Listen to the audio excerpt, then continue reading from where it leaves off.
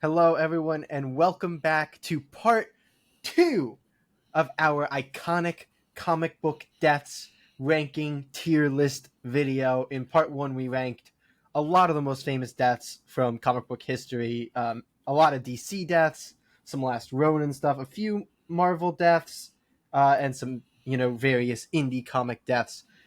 In this part, we have a lot more Marvel, some more hmm indie stuff, a couple more DC books, and yeah, just a lot of good stuff. As a little refresher for you, we've got our tier list. We have Ascended for those absolutely god tier deaths. We've got Die to Hero, and it's a good death. It's a good death. We've got Going to the Funeral for a little less good, but still passable. Sending Flowers for when it's kind of an death. Died of Boredom for when it was not good, and Piss on Their Grave for when For it when it was just sucked. for when it's offensively bad. And as with all of our tier list vibes, we're going with kind of the median between the two of us. So if I Yeah. thought something died of boredom, but Jay thought he would go to the funeral, we would just send flowers.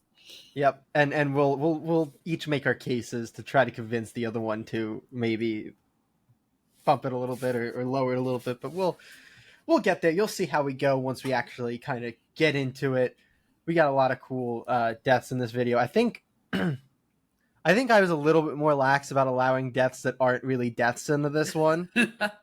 Um but We were pretty yeah, stringent on that first video. yeah, we got a couple of those here. I think most of these are still real deaths, but Mm-hmm. that'll at least in my heart always knock them down a few pegs when they aren't true deaths. But let's start off with the one death that we kind of accidentally left off of last video. We talked about it. I think we even said where we would have ranked it last video, but it was not on the tier list. We didn't have a picture of it, and it didn't go onto the list.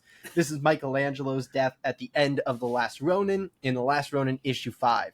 At the end of a long and bloody battle against Oroku Hiroto, Shredder's grandson, Mikey kills him and completes his quest to avenge his family and his father's quest to end the cycle of violence with the Foot Clan. The injuries he sustained in the battle take their toll, though, and without his quest to guide him, the final Ninja Turtle is able to move on to the next adventure beside his brothers, but not before leaving Splinter's training journal in the hands of Casey, April's daughter, so that she may raise a new generation of Ronin to protect the city, along with his most important lesson: no peace. Katie, we talked about this a little bit in the last video, so We also talked about it in yeah, depth in one of our regular episodes where we talked about The Last Ronin. yeah, It's easy ascendant, Mikey's yeah. death at the end there. It's so good. Easy fucking It's the money. climax of a fantastic comic book. It's done well. It's got a great impact moment. And if you weren't here for the first video, we talked a lot about like the pre-deaths, the impact moments, which is like the moment where they're actually Mm-hmm. killed, and then like the post-death like mourning of other characters. I think that we're kind of our three main criteria in the last Yeah, yeah. video. This kind of hits on all of those, I think, and it's just really, really good. So I guess the And question the is where is follow it? up of it with Oh yeah, him and his. I'm like the like literally like getting the choked purgatory up or thinking the like about it. heaven sequence with him and And his Casey brothers and all together. Splinter and his Casey's like there. it's so good. I'm literally gonna cry thinking about it. So Ah, where are you putting it? I feel like it's still below Rorschach. I feel like I think Rorschach's it's just the hard best to beat death. Rorschach. Glenn might also beat it out just for like if we're talking about deaths Oh, itself, because I like would put it that above Glenn, you but think okay. I was I definitely also putting it above have Lori. I was definitely putting it yes, yeah. above Lori. But these were like the two spots that I would have been okay with it going. If you want to put it above Glenn, I'm not going to I'll put it complain above because it's Glenn. good. I think that's more of a Okay. personal thing though, because I read Yeah. the entirety of Last Ronin, didn't read Yeah. the entirety of The Walking Dead, No, that's super up to fair. him. So So you like didn't have like the emotional investment in Glenn versus anybody who's that I read did like in Mikey. the Yeah, yeah. 100 issues. In any case, um, next up is Jean Grey. You want to Next up take is it Jean from there, Grey, Katie? and I Yeah. think pretty easy disclaimer. Spoilers bound for characters who die in Oh, spoilers things. abound for like I put them up on the screen toward the beginning last time of like all the books that we're spoiling. I'm gonna do that Perfect, again, I assume, in rad. this one. So yeah, Teenage Mutant Spoilers. Ninja Turtles, Power Rangers, a ton of Marvel and DC spoilers, like Noctera. A lot of spoilers coming your way, so just But you beware. clicked on a video about the deaths of iconic characters, so I think that you're ready so- for that. Yeah. All right, so Jean Grey, we did a Jean Grey death in Yep, our it's first the Intended video, Flowers. and I was surprised that we were doing that death. That when because I was being read the stinged on real deaths He was versus being fake very, deaths. he's being very stingent on about what categorized as a death. So this is Jean Grey from Uncanny X-Men number 137. Jean Grey is no longer the Dark Phoenix. The psychic powers of Professor X have locked that side of her away, keeping the universe and Jean herself safe from its power. But not all seem to agree that such a solution is enough. The X-Men take on the Imperial Guard in a duel to the death, fighting for Jean's life. In the end, however, it is Jean who decides for herself that the power of the Phoenix is too great, and understanding the inevitability of its corruption within her, she chooses not to live as a god, but to die as a human. Yeah. Okay. So, I guess I'll start here. I thought this was a solid issue. It was one of those things where like it felt like there was a lot of context, in the lead up that we're, of course, missing when we're reading just the death issue. The shout out to Marvel, who will often put little blurbs at the front of their books. Yes. To be like, here's the story so far. And I'm like, thank you, Marvel. You made my job easier. 100%. That is very nice. But yeah, I feel like I thought the build up here was, for the most part, fine. The impact moment I didn't really love. Like, it was solid, but I think it could have been a bit better. But the post-death stuff was pretty good.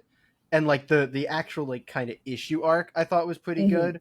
Yeah, I don't know. I thought this was a decent death is how I feel. I don't know how you I hear that. Yeah. I really, really liked the post-death. I just fully bummed one of the lines for a description here where the Watcher is talking to someone and is like, oh, Jean had the opportunity to become a god. And then the Watcher goes, but she chose to die a human. And it's ooh, that's a good line. It is. That's very true. I give it big points for the post-death. I will say, I think that because she chooses to kill herself. Yeah. When it looks like the X-Men are gonna lose in this duel, or gonna win in this duel rather, because she's like, no, actually, I should not be allowed to be out here phoenixing around. Yeah, because the Phoenix is like unlocked again, and exactly, after, Professor X had like blocked it in her mind, and she they were like gonna skill Scott. They were gonna like kill Scott, and she emotionally bursted out. And it's like, okay, no, gotta put a lock on that. That's not good. It did, what I will say is it did throw me for a loop that she was, because it looked like other X-Men were dying as it went.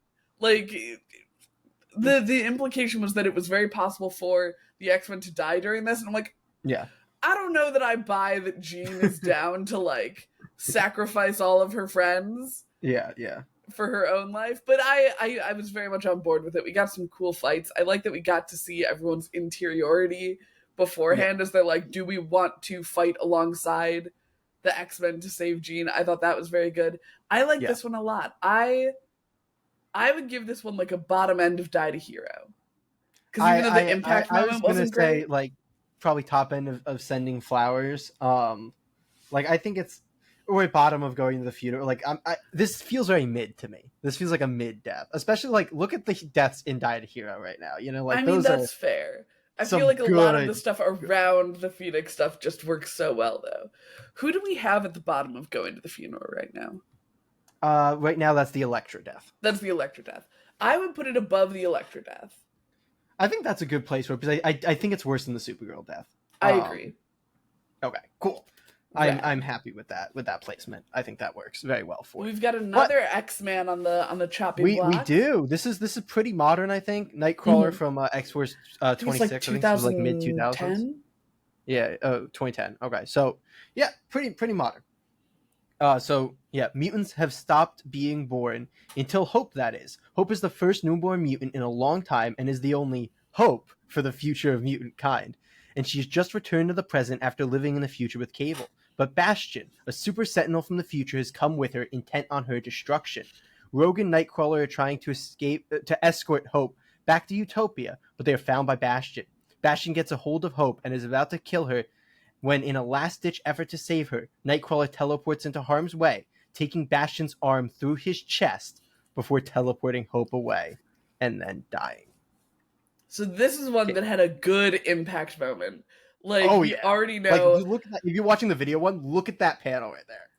like, The splash page. arm through Nightcrawler because he teleported into, like, the line of fire, essentially. And it had an extra element, for me at least, because I read Jeans right before this, and it felt like foreshadowing, because Nightcrawler literally had a line of, like, oh, I better make sure I don't teleport into a solid object. That would probably kill me. And then this is the very next issue that I read, and I'm like, oh shit, that killed him. Because it's such a good impact moment. I feel like the emotional response of Hope is really good as well, as they get teleported back to Utopia. And then we get the emotional moment of Scott and Emma Frost as they approach. Not that Emma reacted much. But then also of the people coming back from their mission. So, like, we got a lot of people mourning Nightcrawler, which I think was a very, very impactful. And the art on this was also incredibly expressive, which I think really helped. I liked it. Yeah. I liked it a ton. I liked the art a ton in this issue. I just thought this was a good issue in general. It also had a previously on section. It had a long previously on section, which was really nice. It was a whole page. It was literally a splash page that was like a previously on section, which really, really helped with actually like knowing the full. I didn't feel like I was missing any context for this book, despite not reading it, which was really, really helpful for doing something like this video. Yeah. But they did a lot of really cool stuff in this issue. You mentioned like all the post-death stuff that it was like really good mourning. Like in the build-up to the death, it felt like they were building and ramping the tension really well. We got like the Sentinel vision from Bastion at one point, which was just looked so cool. And then, like you said, the moment of impact is just ridiculously good. So I like this a hell of a lot. It's a good one. It's a good one. What are you thinking? I don't think it's Ascended. Like, the Ascended deaths are just Ascended either. Ridiculously good. I do think this is Die to Hero, though. Like, this is... I am very down to make this Die to Hero. Real good death. I feel like my mind's going between the Batman and Flash death. I am probably down for that. Remind me who's right ahead of the Flash there. Is that Gwen Stacy? That's Gwen Stacy. That's the Gwen Stacy. I am down for between Batman and the Flash. Cool. Especially because Batman's death's not a real death, and this is a real death, so you know. good split there. All right, you goon. Yeah. Well, speaking of Gwen Stacy, next up, we have Spider-Man from Ultimate Spider-Man 160. It's the end of Ultimate Spider-Man. Having taken a bullet for Captain America and now a cavalcade of his worst enemies escaping S.H.I.E.L.D., Peter Parker doesn't have much time to enjoy his new relationship with Mary Jane. Instead, he's bleeding, saving Aunt May and Gwen Stacy, and going toe-to-toe with the Green Goblin, who's already taken out the Human Torch and Iceman. When Johnny's fire just seems to give Osborn more power, it looks like Peter will be falling to the Goblin, but aid comes in the form of MJ and a 16-wheeler, which gives Peter the inspiration and the weapon he needs to finally finish the job. The toll of battles past and present prove too much for Spider-Man, though, but Peter dies surrounded by those he loves, knowing he was able to save them. For now. I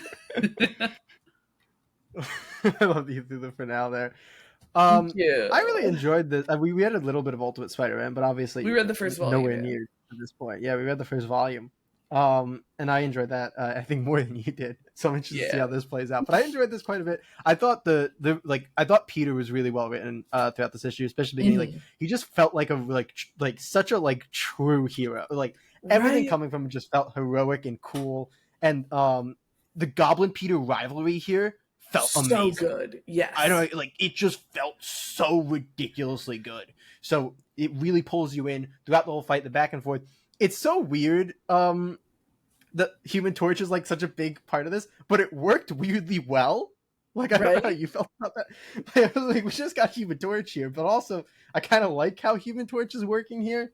The only thing about this that I think, and the post death is brutal and just like Oh hits my hard. god. The only thing about this that I think could be better is the impact mode. Like, it's just this explode, and like it doesn't quite feel like it should kill Spider-Man.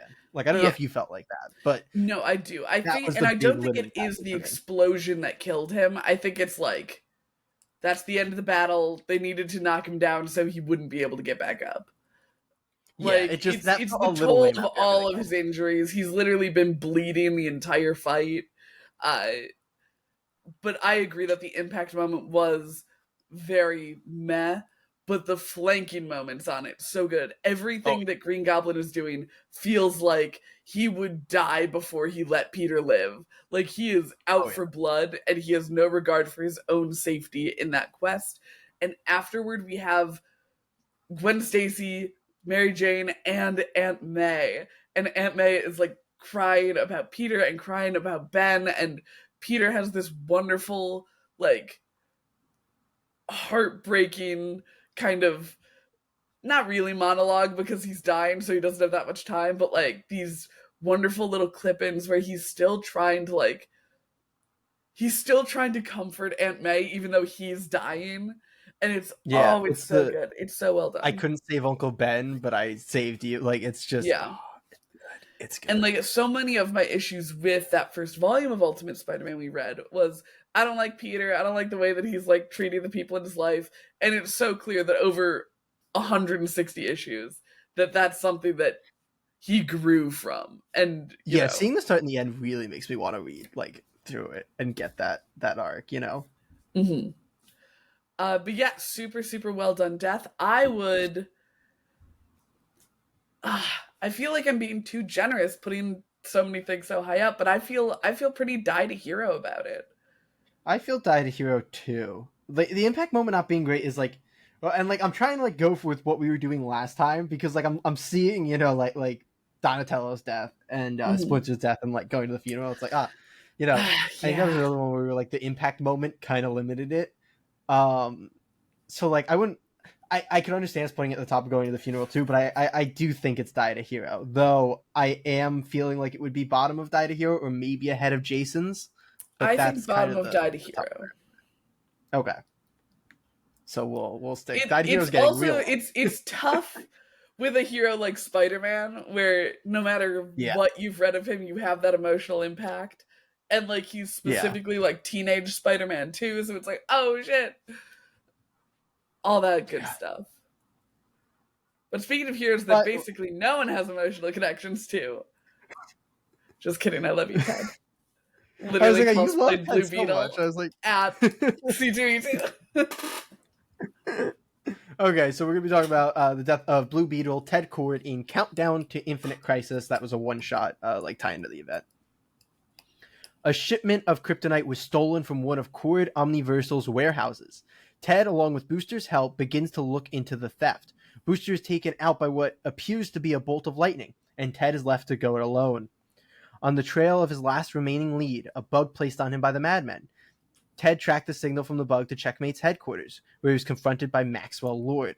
Lord was intent on killing metahumans, believing them not to be trusted, but as Kord is not a metahuman, Max gives him a chance to join him.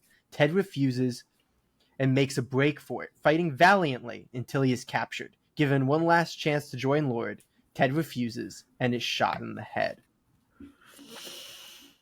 I love this death so much. Like, it has the benefit of one being a one shot, and two being a one shot entirely dedicated to Ted's journey here.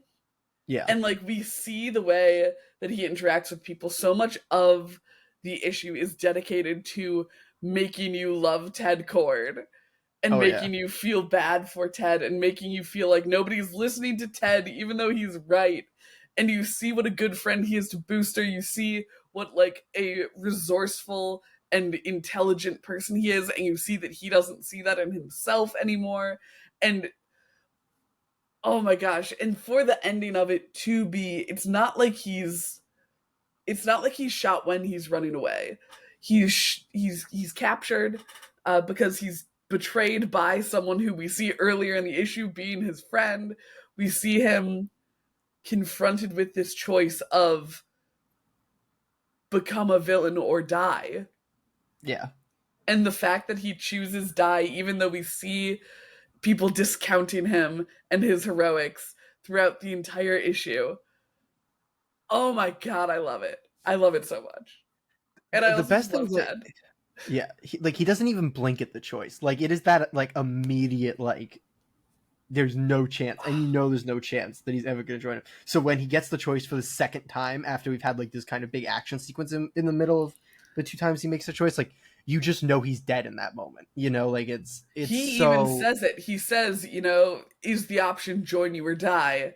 Yeah. And Lord says yes, and he tells him to go to fucking hell. And Yeah. oh, Ted!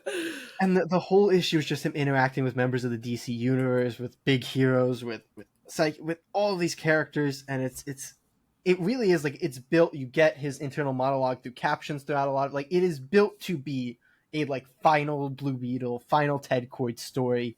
It even has, like, the Scarab. This is the setup for Jamie Reyes' introduction.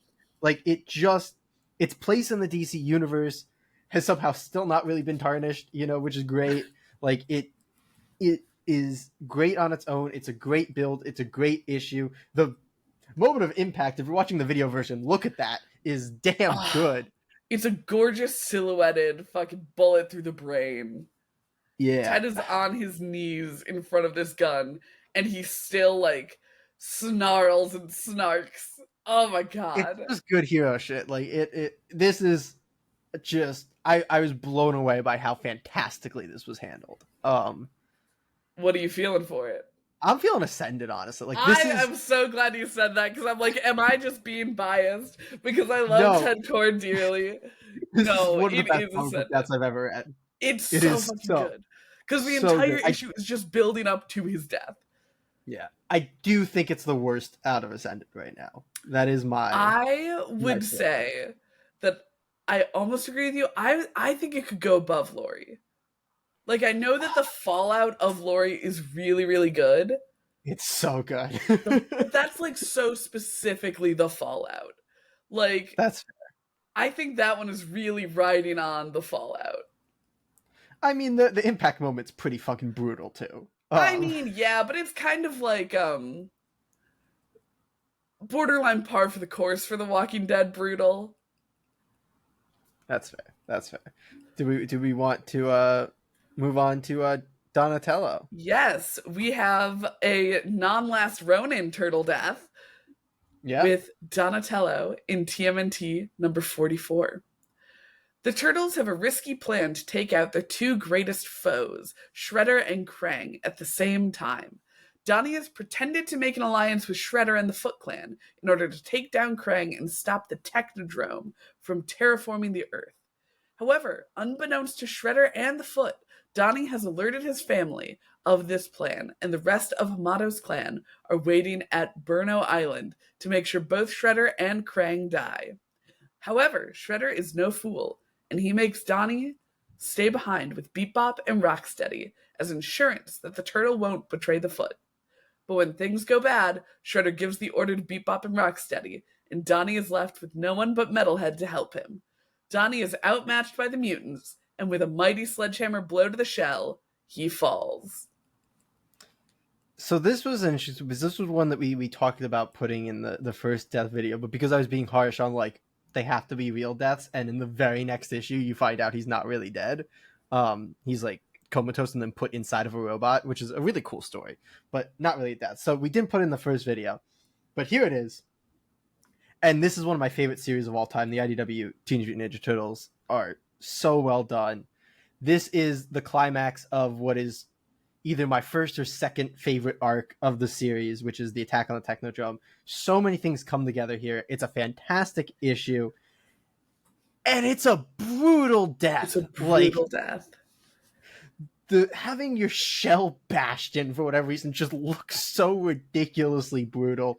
And, it's like, Donnie Rocksteady fighting, has a line after it or something where he's like, that's not what I expected it to look like in there. And it's like, what are you seeing? I'm gonna puke. Yeah, it's brutal. and like you get the moment of Donnie like fighting to his last breath because like Donnie's outmatched. He's up against two of the most like brutal, big, ridiculous, mutants there are. He's the least skilled of his brothers. Like he is completely outmatched, but he makes a damn good fight. And it feels so brutal. And then when you get his family finding him, it is just heartbreaking in every moment. Oh my gosh. Yeah, it was incredibly rough to read. As someone who has not read the series, Yeah. Like so much of the context of it makes it even more brutal. Like I didn't know that Donnie was undercover at the time. Yeah, because he had a fight. So essentially, he had a fight, just to give context, because Katie Yeah. doesn't have it and you might not have it. Donnie had a fight with his family because his family, and especially Splinter, had become obsessed with killing Shredder. Like, that was it's like, we need to kill Shredder, need to get him out. That's our family purpose. That's why we're here. Meanwhile, Donnie was like, there is an evil space dude trying to terraform the entire world, and none of you seem to care about that. You just want to kill Shredder. So they had like a big fight, and Donnie goes to make this alliance with Shredder, but then ends up letting his family in on it after, and they make this plan to simultaneously kill Shredder and stop the Technodrome at the same time, which is just such a cool reveal. And it was so well done, and the death itself was really, really impactful. Our next one on the list is Shredder, so I was able to see that just like 6 issues later, Donnie was in fact in this robot body, and it was like, oh, I thought he died. So it does. I do think that it takes away from it a little. It does. That it's a bit of a fake out death. It's got a good fight leading up to it, but I think that I would go with Going to the Funeral. I think so. I think putting it next to the other Donnie death is also just a nice little, I think it's better than the last Ronin Donnie death, but it's not as permanent, which is interesting, Like, this is a death that I think would be much higher if it was like a death, Yes. Yeah. Like, it is very limited by the fact that he basically comes back the next issue. Yeah. Like, hurts it. What's not hurt by that is Shredder's death 6 issues later. Yes. All right, so this is TMNT issue 50. Oh, you're doing this one as well. Oh, I did Donatello. That's right. You did Donnie. Yeah, you just. Everything has been building to this for centuries. Ever since Oroku Saki killed Hamato Yoshi and his sons in feudal Japan, and Yoshi made a vow to get revenge in his next life, the two families have been linked. The Yamato clan have come to kill Shredder and will accept nothing less. The two clans engage in the Gauntlet, an ancient trial by combat that the Foot Clan must abide by. Shredder meditates while his sons fight, looking for the answer, the way that he can beat Oroku Saki, the Shredder. He sees his past, his time with Oroku Saki and the Foot Clan, and after Shredder dispatches the turtles, it all comes down to Splinter and Shredder, Oroku Saki and Hamato Yoshi. Splinter uses Shredder's hubris against him and is able to finally defeat his arch foe. The two then share a moment of respect before Shredder chooses a samurai warrior's death, seppuku. What an iconic villain to witness the death of. Like, truly, it is everything that is built up in Turtles lore about Shredder, about, the rivalry between the two. Having it come to a head, incredibly badass. I think this is a death that does a really, really, really good job with what I'm going to tentatively call the aftermath, because there's the moment where he's defeated, and then he and Splinter have this thing, and then Splinter cuts off his head, and so it, like, technically that would be his death, but I think that the moment of death is really when he's defeated. Yeah. And it makes that back half incredibly strong. Yeah, fully. This is just there's a really great fight leading up to it. Oh my god, the fight leading up to it's amazing. Like, IDW does a really good job with the balance of like Splinter the Master and Splinter the Warrior. Mm-hmm. And this is just the like peak, because he has such a great arc across the IDW thing. Like, this is the peak of him like abandoning the master to become a warrior. You know, like this is him going like, no, like I am killing Shredder, and it's so good. He defeats him, and like you said, like the actual moment of death is it's Shredder using his own gauntlet to commit seppuku, and then Splinter beheading him. Yes, which is like the ancient rite of, you know, seppuku. Typically, somebody will cut off your head to make sure if you fail to kill yourself, you're not suffering. Which is just brutal and so cool. And there is that exchange between them before it, where like Shredder has like this great deal of like self-awareness all of a sudden, which is so cool, where he kind of like comes to terms with where he is, and he has just such a good exchange with Karai. Yep. Where he's like, I know I've been hard, I know I have not treated you well, but I am so proud of like who you have become. And it's like, oh my god, it's like, why is this so, why am I getting emotional that Shredder's dying? Like, this is good. This is what we've wanted for 50 goddamn issues. But yeah, I love this. And the entire issue is also interspersed with flashbacks of Shredder and, you know, Splinter before he was a rat in their past life, like being children together in feudal Japan, and how their relationship deteriorated. And that is the thing about the issue that I think really, really, really bolstered it. Oh yeah. And it's not even like, it's not even purposeless, and in the fact that its only purpose is to build the emotion. It is within the story of this is Splinter meditating, remembering everything he remembers about Orokusaki to try to find the weak point so that he can defeat him. And meanwhile, the tension's building as the turtles are trying to hold off Shredder long enough for Splinter to figure this out. Whereas, like, in the present day, like, Splinter is literally just meditating as his sons are fighting for their lives, which is crazy. It's so rad. I love this so much. And this issue also had the Donnie, like, back in his body reveal. Yeah. It's a good issue. Shredder's death is very, very good. It feels ironic to put the Shredder's death in Die to Hero, but I think it may be top of Die to Hero for me. I'm cool. I am a bit biased because I have the whole build up. I love this series. Like, my mind is Ascended, but I am very happy. I am happy to put it in Ascended. Okay, so if I you think it also works super well. I'll take it. Rad. Though, if you're familiar with TMNT, he actually descended. Ha ha ha ha. I'm not familiar with TMNT. There's a Shredder in Hell series. Astounding. All right, but speaking of, there's not a good transition going from like. I would have loved if you tried to stay talking about people who go to hell. And then it's Captain America?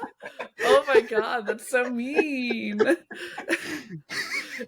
He's like a hero or something. So Captain America in Captain America number 25. In the wake of the Civil War, Steve Rogers is turning himself in. The toll of the super schism was only growing, causing destruction everywhere his resistance movement clashed with the law. As he's marched to the courthouse for his trial, though, Captain America is shot. A sniper lying in wait at the behest of Red Skull has killed the Avenger. Bucky Barnes and the Falcon track the shooter down, but they're too late to help their brother. All is not at... I wrote this and still stumbled. And not all is as it seems, as Dr. Faustus sets his plan in motion, leading Sharon, the niece of Peggy Carter, and Captain America's current girlfriend, to believe it was her who shot Steve Rogers.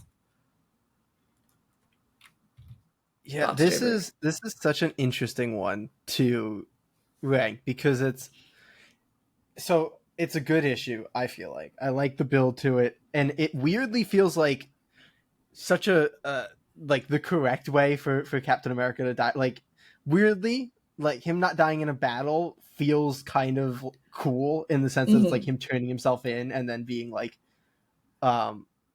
shot, literally taking a bullet for someone else. Like, he saw the sniper mark on someone's back and moved into it, which like was the Red Skull's I'm trying to think the word for like like when you're not being like a good warrior, like a fair fighter, like, you know, like a very I don't know, unsportsmanlike. unhonorable. That's the word I was looking for. Like unhonorable way for somebody to kill Captain America, which just fits really well. Um, this issue has a lot of post death, by the way. Like we get a It is whole mostly post Bucky, death. and yeah, we get a whole Bucky and Falcon mission, which is pretty cool. But yeah, like the as well as it works, the moment of impact is still like a little off for me. You know, like it just. I don't think they did a great job making the like bullet wound look like definitively fatal, if that makes sense. Especially because it's like, Captain America. Yeah. And then this also does kind of that thing of like the like life recap before the, you know, death, which is like I get why, but it's not my favorite to just be like, ah, this is who Captain America is, this is what he's done, and this is why you should care about his death. Oh, here's the death. You know, not my favorite thing. I still think it's a good death. I think it's a good issue, but the moment of impact and kind of the recap, you know, opening, don't make it my favorite death. I actually don't think it's a particularly good death. Okay. I mean, I agree that it's like feels fitting for Captain America not to like die on the battlefield. Yeah. But the sniper shot felt very like non-impactful, and it felt incredibly lame to be like, oh yeah, Steve Rogers is laying here with a bullet wound in him. We'll like try to get him to the hospital, I guess. But most of our focus is going to be on this mission to find the sniper, which is like fine. And I liked that part of the issue. It just didn't feel like it did anything for me with the death of Captain America. Like there was a brief misunderstanding between Falcon and Bucky where it's like, oh, you killed him. It's like, no, I didn't. I'm sad. It was like, oh, okay, I'm also sad. Is it just me, or was that a little weird? Like that the way that Falcon accepted that it wasn't Bucky was just Bucky being like, no, I'm sad, and he's like, ah, okay, then you didn't kill him. Yeah, exactly. And like, I don't know who this Sharon girl is. I know that she was in the movies too, but she's like Peggy's granddaughter, whatever. Yeah, she's like Peggy's niece. Yeah, niece, whatever. But I didn't feel particularly like invested in her and her emotional response to everything. Honestly, I was gonna put this in Died of Boredom. Really? I was gonna send flowers. Like I thought this made sense. Like as much as like I didn't think it was delivered amazingly, like I thought it made sense. I didn't think it was as bad as anything as we put in Died of Boredom, except for obviously the ampersand one, which we just didn't have context for. So we're sorry. I know people love that death. And honestly, I think part of it is because I don't have a lot of context for Captain America. Like maybe if I had been reading the 25 issues beforehand, I'd be like, oh no, Captain America dead. That's fine. That's fair. And like we have the Leonardo death from you know, from the Leonardo death was the Leonardo death was very mad, but like yeah, this is I think substantially worse than the Leonardo and Casey death. So I'll give you that. I'll give you that. Okay. Rad. Okay. But one of our favorite deaths, not to unbury the lead. We talk about this all the time.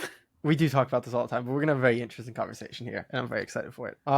So from issue number 3 of Nocterra, we have Augustus's death. Blacktop Bill and his crew have caught up to Val, Emily, Bailey, and Augustus. It seems as though there is no way out, and they will all fall to Bill when Augustus decides to sacrifice himself to buy the others time to escape. He apologizes to Bailey for lying to her and gives her his journal, pleading with her to get it to his brother. Then he opens up the back of the truck and is hit by a harpoon. Bill then ties him to the top of his truck, turning him into a shade. So I find it very difficult to divorce like just like the single issue from the entire volume, which maybe isn't fair to a lot of the other books we've read in here that we haven't read the entire volume for. Yeah. The aftermath of Augustus's death, and the aftermath doesn't matter, Kate, if it's not in the I know. I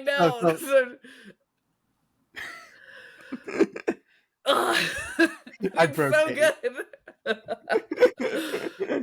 So Augustus, he's sus from the beginning. Like it's hard to trust him when Val doesn't trust him, and so I feel like there's this wonderful like kind of vibe of distrust, and then we get him kind of, yeah, like sacrificing himself essentially because there's something more important to him than his own life. And it's like, oh, that's not sus. Way to go, Augustus.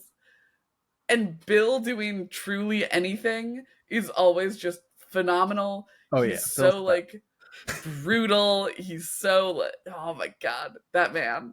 Love that man. And a harpoon, it's terrifying. That's scary. Yeah, I mean, you're right. The death is brutal. Blacktop Bill is such a good villain, and it's such a good moment for Bill here. We get a good moment with him like giving the journal to Bailey. Mhm. And this is just, like you said, great for the story as a whole. Here's my main issue with it, and I think we talked about this back when we talked about the whole first volume. Mhm. Back in the Episode episode zero. zero, I think, of the Yeah. podcast a long time ago. Is that, and retroactively, it's not as much of a problem because we grow to like Bailey as she's in the rest of the series.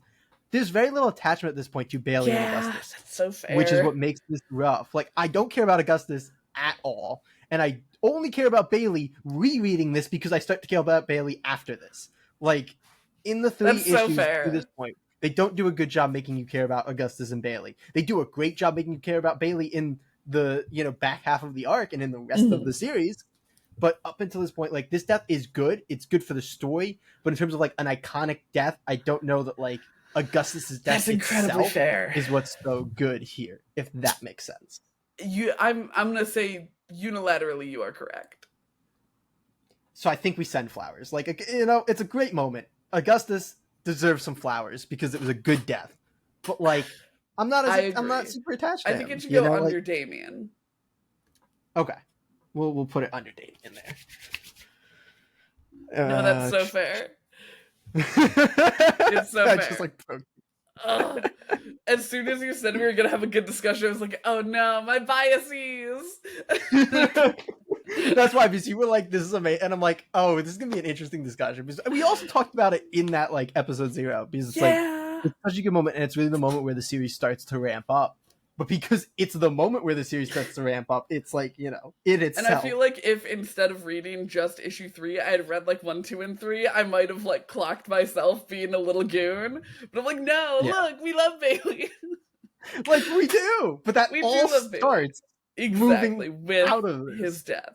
This is the way that we start to endear Bailey to you. Anyway, it is Power Rangers o'clock. Yeah, we have 2 deaths of the same man in a row. Yes. We've got Tommy Oliver from Mighty Morphin Power Rangers The Return #2. 22 years ago, the Power Rangers saved the world. The teen heroes delivered their Benevolulator device into the heart of the lair of Lord Zed and Rita, purging them of their dark energy and making them good. Only not everything went according to plan. Rita caught Kimberly and Tommy delivering their device, and in the battle, the Benevolulator was damaged, and Kimberly killed Rita to save her husband. With the remote detonator broken, Tommy has to stay behind to set the device off manually, leaving Kimberly to deal with the turmoil of having taken a life, the grief of losing her husband, and the burden of an unborn child. Okay. This is an interesting one to rank because I don't think either of us have read any, Power Rangers stuff. We've read Radiant Black, and that's just Power Rangers, right? I mean, it's the same. Not as this one, right? It's not the same writer as the next. Fun fact: this one is written by the Pink Ranger. And this is also because this was like last year, this year, or whatever. Like, this is the one that they wrote because the actor died in real life, which is just an extra little bit of tragedy on there. I thought this was a good issue, but the death itself, there is no moment of death. There's no moment of impact to like it's very much a. And that's the roughest thing here. But maybe that's like an intentional thing because like the actor's gone and so they don't show you the death. I don't know. It's like, it's sad. I thought the dialogue was really well done, like in the lead up and the after it. And I kind of, I was actually interested by the villain like returning in the present. Like, that was cool. I thought it was good. I thought the build to it was good. But yeah, the moment of impact was super lacking. The death itself was Yeah. And I think so much of that is because from what I gathered from this one issue of it, the book is very focused on Kim. Like, it's a tight perspective on her. So not seeing the death, it cheapens it a little bit, or not cheapens it, but it makes it harder to have that impact, especially as people who don't have that emotional connection to Kim. Yeah. I liked him well enough. What we saw of him there. But his death just wasn't terribly exciting. I agree. What are you? Was it How are you enough feeling? to make you bored, or would you like to send I don't think I was flowers? actively bored. I don't think I was I think either. I think I was invested. I would say bottom of sending flowers, though. That's fair. That's fair. All right.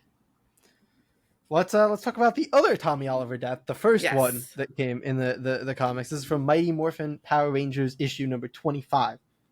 Lord Dracon has transported himself to the home of Ninjor, an ancient master who designed the power coins thousands of years ago. After proving himself worthy, Dracon convinces Ninjor to trust him with an elaborate lie. Ninjor successfully repairs Dracon's coin, and Dracon turns the table on Ninjor and reveals his true intentions. He calls the master a fool, but ominously adds, "Your story isn't through just yet." Then that night at the command center, Trini and Billy are hard at work trying to figure out how to work the green chaos crystal. And once they decide to take a break, Dracon enters their area of study and takes the crystal for himself. He then interrupts a date between Tommy and Kimberly, stabbing Tommy in the back and leaving him to die in Kimberly's arms. So this was a much more impactful death. Like Fully we have very little context, but I think we could surmise that this is like essentially an alternate universe Tommy. This Yeah, this is like Dracon an man. evil version of Tommy. Yeah. And we see these like very kind of cute interactions between him and Kimberly instead of in the other one where it was just like very heavy ones because they were on the battlefield. We get to see them just kind of be cute around each other. We get to see them kind of mess up a little on their date. And the fact that the lead into his death is so good because we see Kimberly like regret not kissing him. So she turns to like go chase after him to be like, wait, actually we're young and in love and we should kiss. And then we see someone come up behind Tommy in the alleyway. And it's that thing of like, oh, clearly it's Kimberly having found him. And then right through his back with this fucking sword. Oh, it was brutal. It was very, very brutal. Yeah.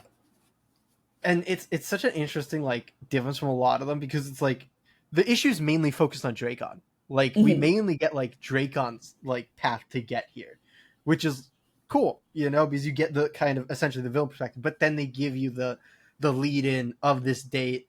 And like you said, it's just this brutal moment of her like regretting not kissing him, and then you're like, well, you don't get to now.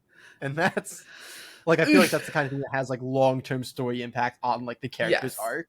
And that is such a cool thing to see, even when just getting a snapshot of one issue. But I agree with you. This is much better, I think, than the other Tommy death.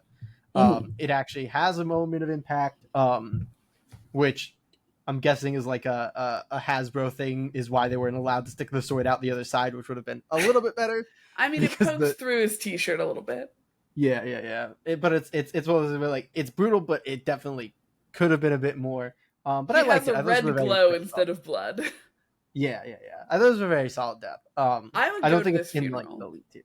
Yeah, I would go to this funeral for sure. I think I would put it above Elektra, personally. I was gonna put it above Jean Grey, but that's a similar. I could put it above Jean.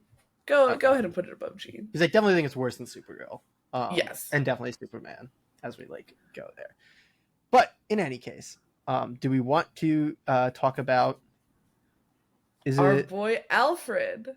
Our boy Alfred, they killed him in Batman number 77.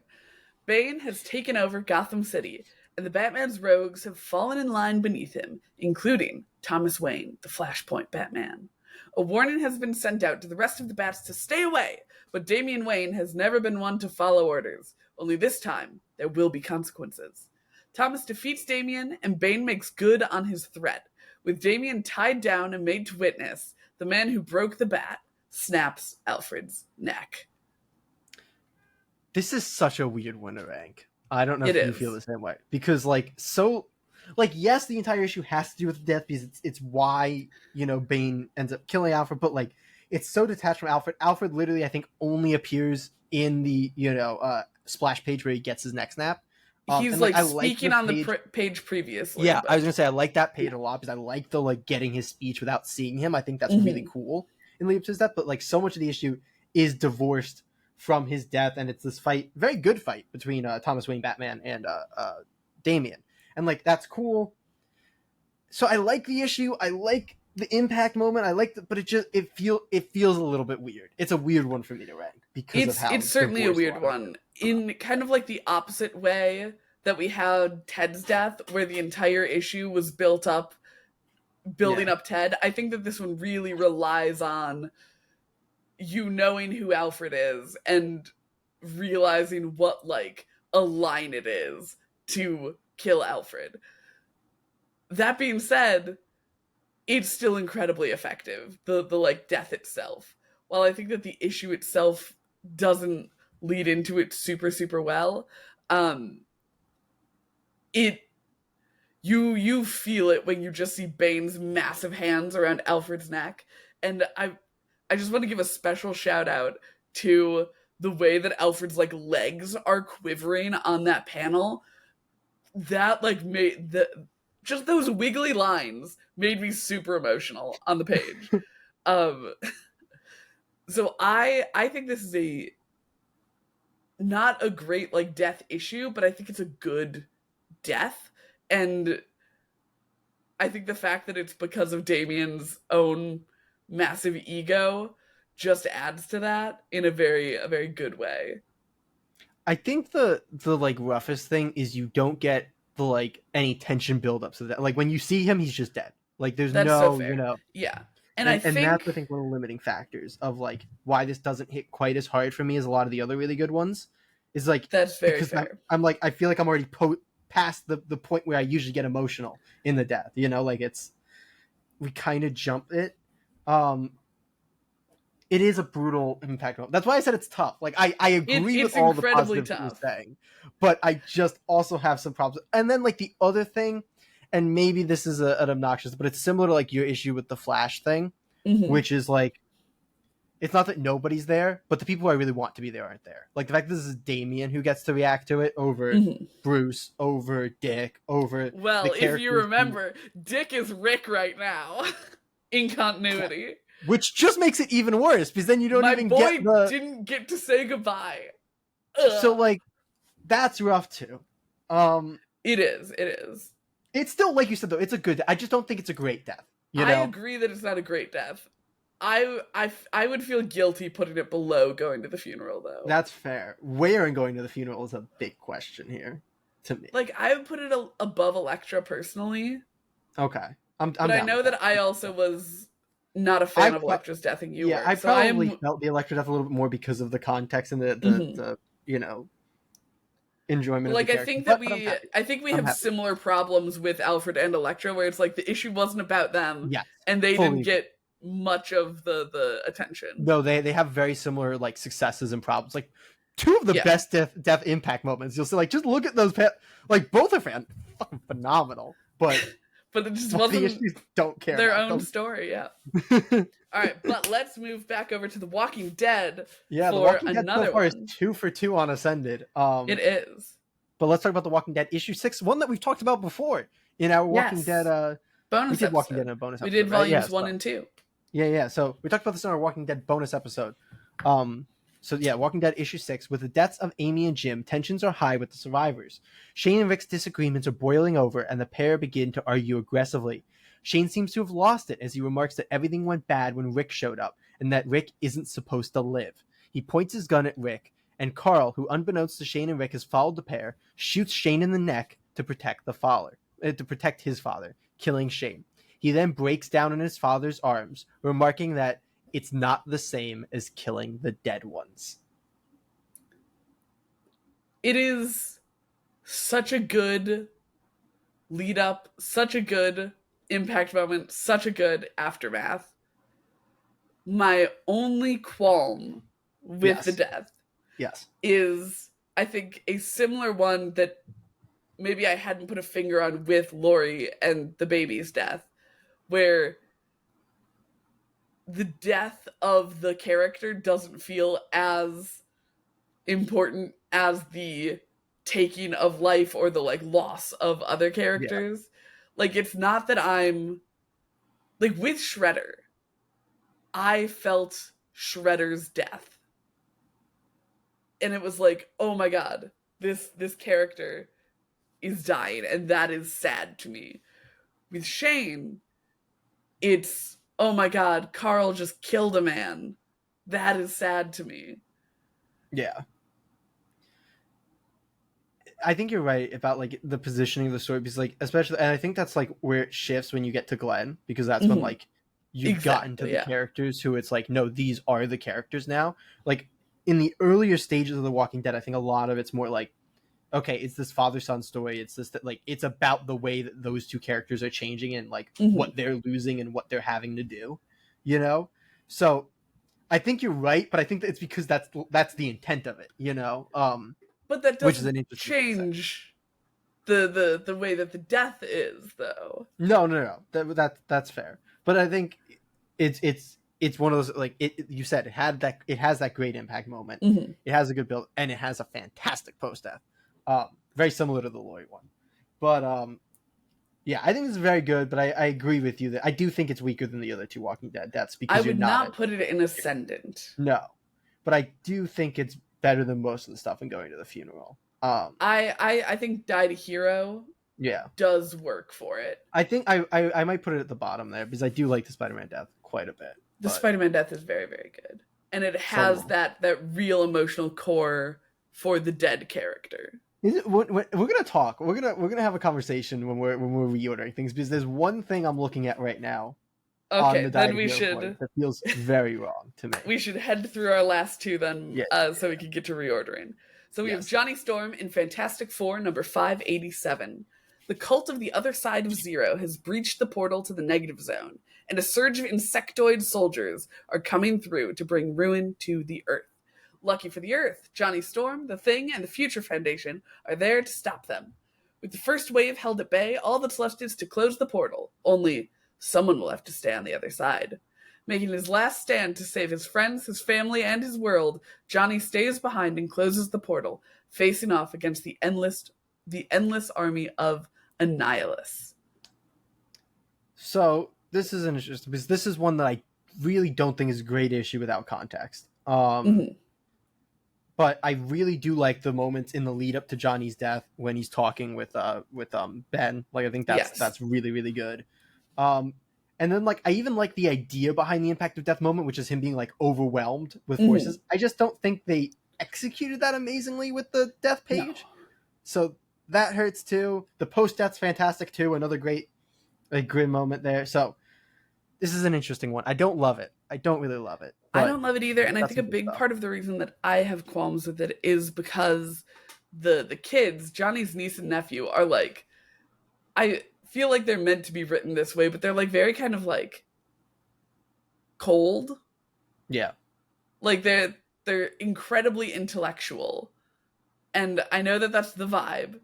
They're Reed Richards' children, but it was a lot to see like an 11-year-old be like totally chill with all of this happening. They cry at the end when Ben is like holding them, but it was really the reactions between Ben and Johnny that were the really only source of like emotional impact for the death. Yeah. And like Johnny makes some sort of comment about like telling Reed that he made his last stand, which I can only assume is like a poignant thing between the two of them. But yeah, it wasn't a terribly exciting death for me. Would you put it all the way and died of boredom?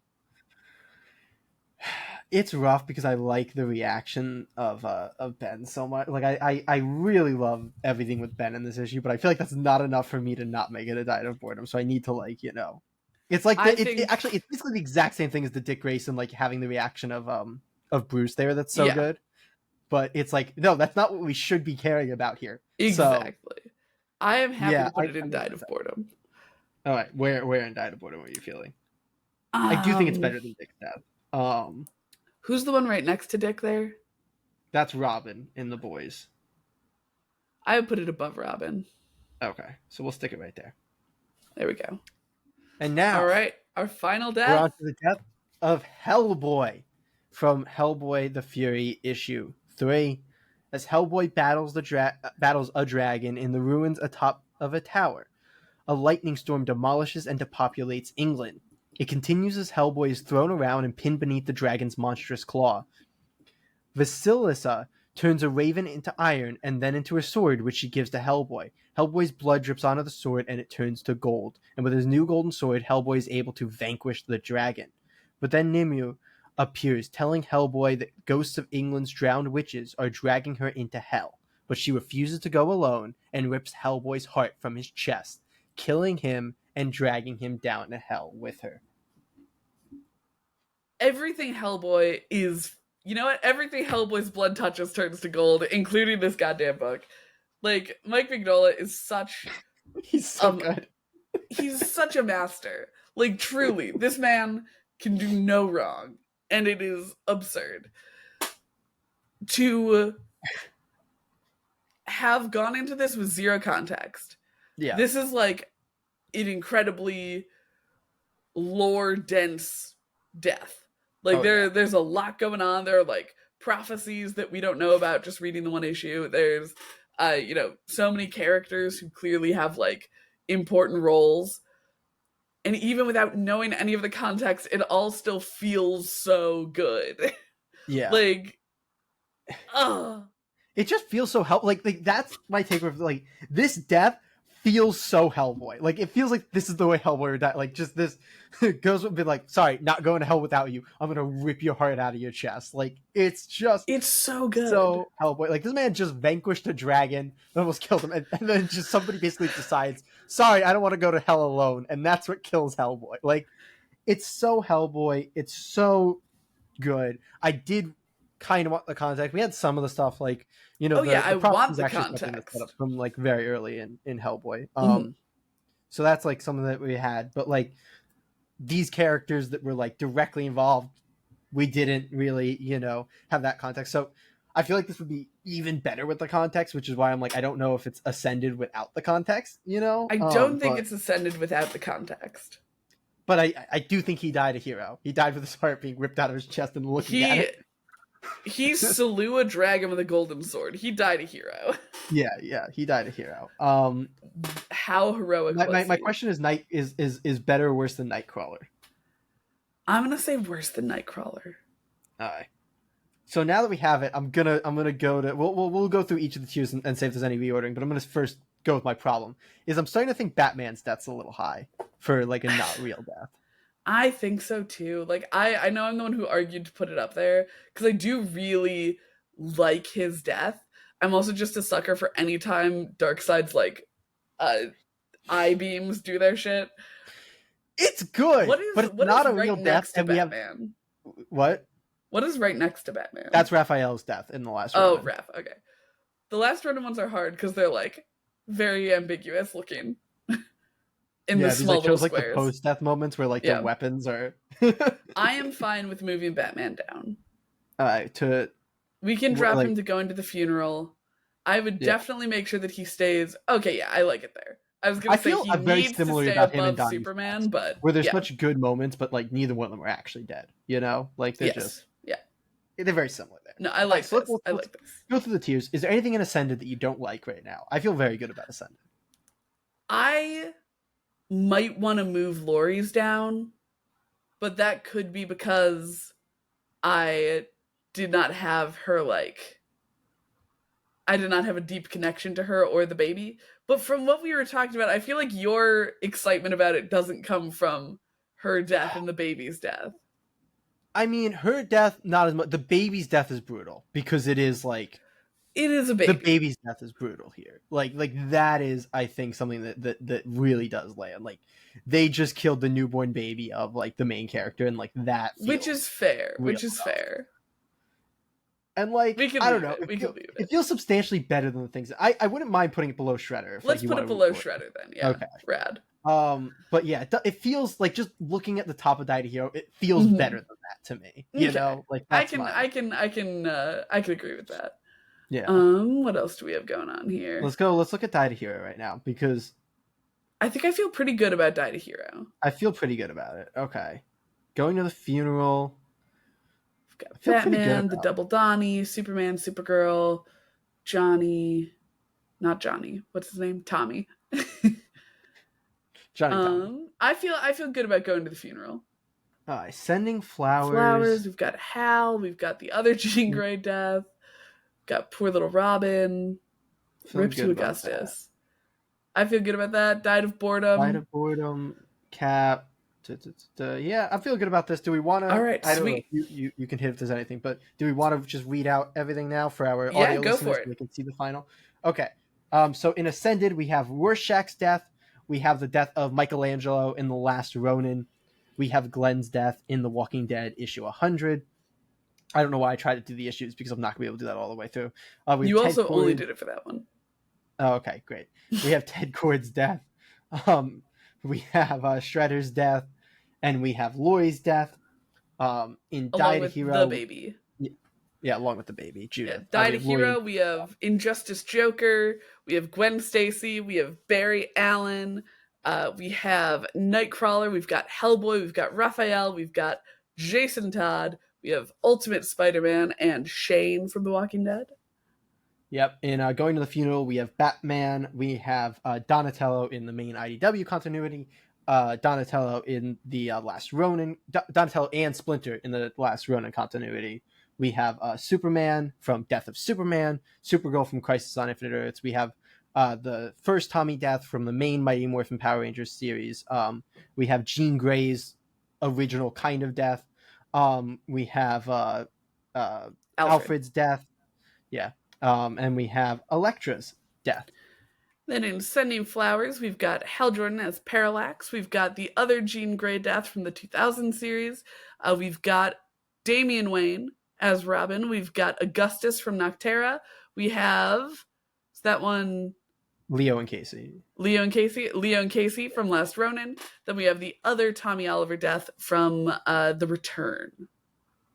Yep, and then in Died of Boredom, we have Captain America's death from Civil War. We have Amber Sand's death from Y the Last Man. We have Johnny Storm's death. We have Robin's death from The Boys. And we have Dick Grayson's death. And then finally, in Piss on Their Grave, we have Timothy Drake. Wasn't even close to a real death. Until you get to Piss on Their Grave. Like, it's such a normal, and then just him. Which feels like an attack, but that was not the plan. But I think that's going to be all that we've got for y'all this week. Yes. Of course, this past Wednesday, we had an episode to go up. This coming Wednesday, we have an episode coming for you. Be sure to tune in for all that comic book goodness. Yeah, and if you want to see a third part of this, throw some more comic book deaths, to us, either in the comments, or you can message us directly or anything like that if we missed out on any cool deaths. And yeah. We might do a part 3. We might not. Who the hell knows? We'll see. But we will have our episode on Wednesday, and hopefully we'll see you next week. Comic Geeks.